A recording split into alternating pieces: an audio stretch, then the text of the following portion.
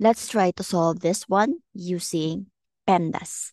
So PEMDAS stand for parenthesis, exponent, multiplication or division, and addition or subtraction.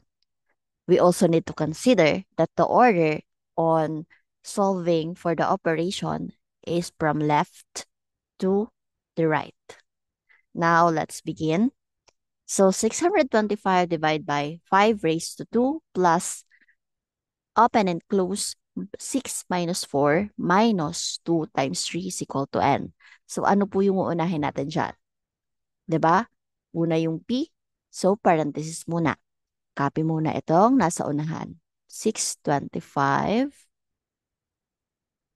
divide by 5 raised to 2 plus and 6 minus 4 is equal to, very good, 2. And then copy itong nasa hulihan. Minus 2 times 3. We need to put equal here. And we are done at parenthesis. What's next? Exponent. So, alin dito ang may exponent? This one. So, copy yung 625. And 5 raised to 2 is also as 5 raised to 2 is equal to 5 times 5,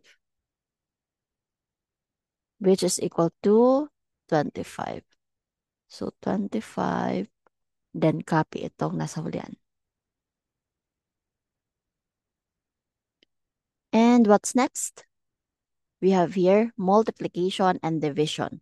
So, in this part, pwede natin tong mabaliktad. Pwedeng unahin yung division and pwede ding unahin yung multiplication.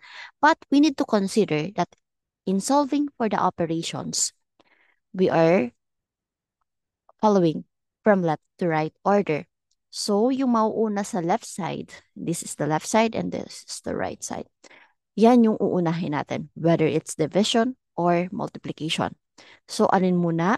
Is it 2 times 3 or 625 divided by 25? Yes, this one. So, 625 divided by 25, it's 25. And then, copy itong natira. What's next? Is it 25 plus 2? No, it's 2 times 3. So, copy muna itong nasa unahan.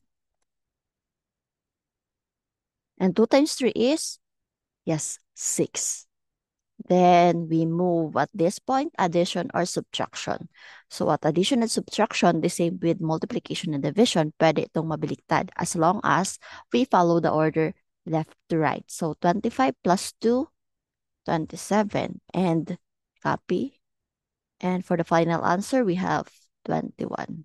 So that's how we solve